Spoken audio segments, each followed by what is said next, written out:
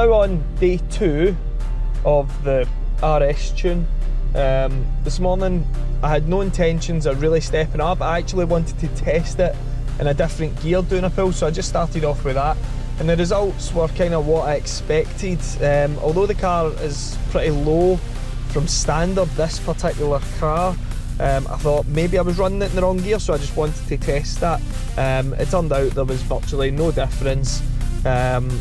The frictional losses went up, wheel horsepower came down, but the flywheel horsepower worked about the same. So I decided, you know what, screw it, let's have another day of trying to make a little bit more power.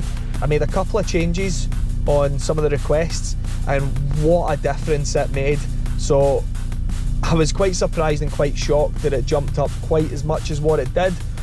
So we're now sitting at 422 brake horsepower, so that's 22 in where we left off, giving it quite a drastic difference over the previous stage 2 that was on the car. So now all I need to do is smooth off the bottom end, and I'll be quite happy with that. Now, we know that you can see in these cars anywhere between 420 to 440 in some dynos. Our dyno we tend to find is kind of smack bang in the middle. It's more of an average readout. It's not too low and it's not too high. It's always kind of smack bang in the middle, which for us is perfect, because you don't want figures that are unrealistically low and you don't want figures that are also unrealistically high. It's not really about the end result figure, it's all about the actual gain between what you started with and what you finished with. So for us to be finishing in 422 brake horsepower, when we started on, as a stock car, when we flashed it to stock, what this was giving out, 312 brake horsepower? That is quite a serious gain.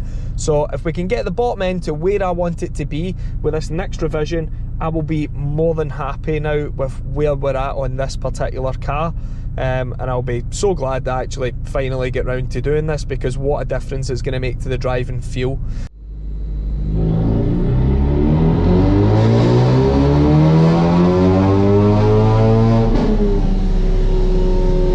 Made absolutely no difference, the changes I'd made there. So what I will now need to do is go back to the drawing board, make another couple of changes which will definitely bring up that bottom end. I can see exactly where I need to make the changes now.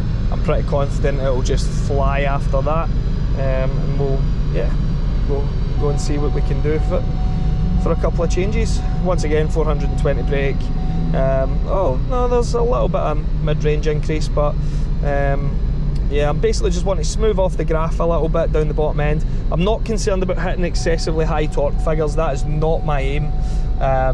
Torque, as much as it gives you a really hard driving pull, sometimes it can make the car feel a bit like it puffs out too much towards the top end. So for me, that's not how I'd want to be driving a car. I want it to feel like it pulls all the way to the top end. So if it doesn't quite do that, then for me that's a pretty boring car to drive. I want to be able to feel the car pulling all the way to the red line. I don't want it to feel like it just stops and cuts out. So if I can keep a relatively smooth torque curve, and it looks like I only need to do it between 3,200 and 4,500, that is all I need to do, is bring that up, bring that area up, and I will be more than happy. So I've now just saved version 9.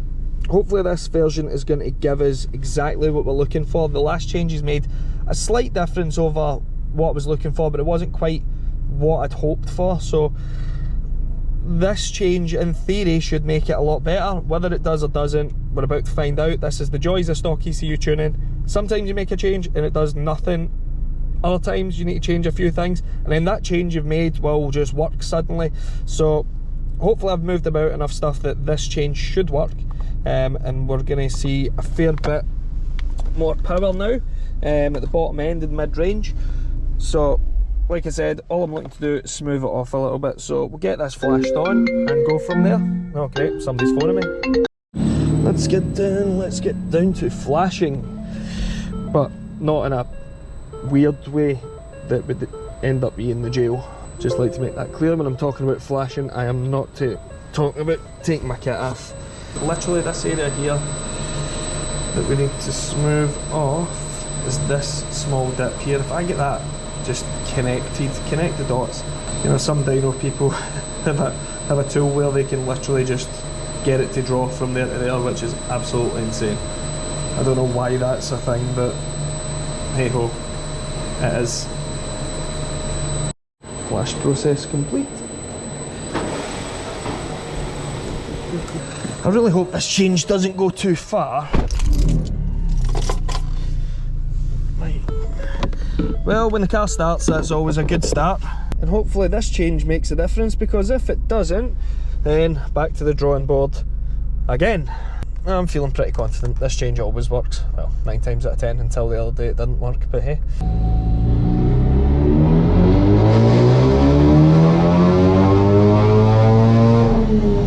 Yeah boy! That is where we want it! Woohoo!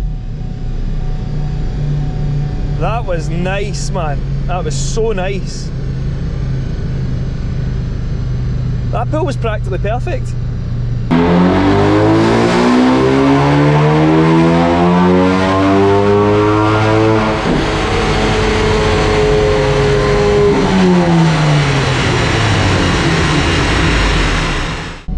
So we've just done another pull, 423 brake horsepower, 594 foot-ton of torque. That is more than enough. That is plenty.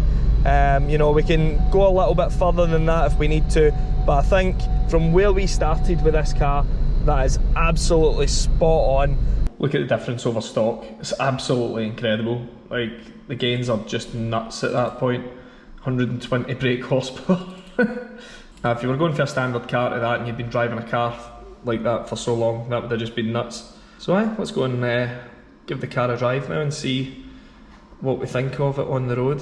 The only problem is the road's a wee bit slippy, so we're now going for a drive in the Focus after the tuning that we've done to it. So with a fair bit more power, this should feel absolutely incredible on the road. Now, I've driven the old map for around 2 years the way it was, so I've got plenty of experience in how to speak and how it drives in comparison to both. Like I said before, the car drove fine as it was, no issues, albeit it was a wee bit smoky on the pull, but you know, that's just because it was running a bit richer. That's not necessarily a bad thing. For me, it's not how I'd want to run these, but you know, the car made decent enough power as it was. Driving it around is just as nice as it was before. You know, if anything, it's a bit nippier, around about 3000 RPM. It feels a bit better. It doesn't feel like it kind of goes flat. That was the only thing that my dad, whenever he drove this, used to say about it. It felt kind of flat around 3000 RPM before it would go, and now it doesn't quite feel like that. We've had the car done like this now for a good couple of days, and we've put a couple of miles on it, but we've not really documented anything. So I thought, why not actually take these out, show you how it is once it's all warmed up, and let yous be the kind of decider. I've also enhanced the overrun as well in sport mode, so it's got a little bit more aggression to it, because you know, who doesn't love an RS with a bit of aggressiveness on the overrun.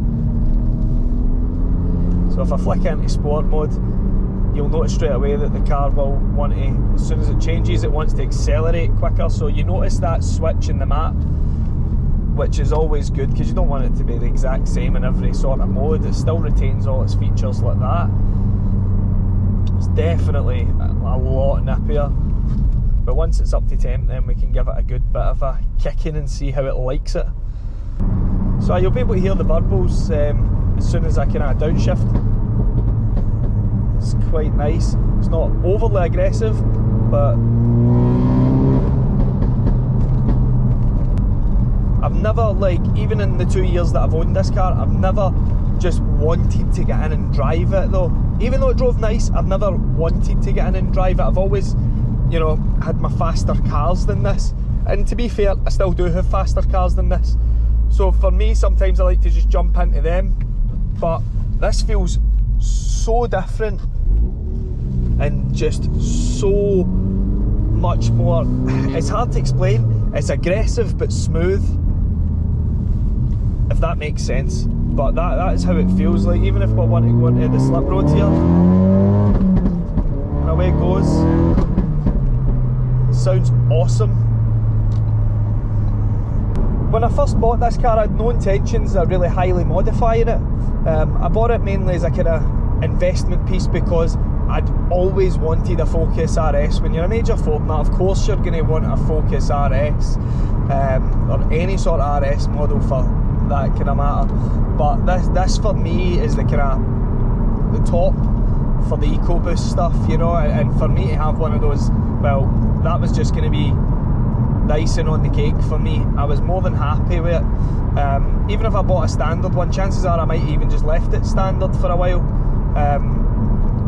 But now that I've had a play with it and seen what it can do, I'm super keen to go that little bit further with it. So drop some suggestions in the comments on what you would like to see us do with it, with the power of course, and then we can see what we can do from there.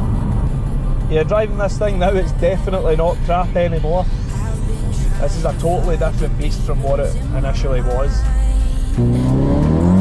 Spinning all four wheels. Traction control kicking in heavily there.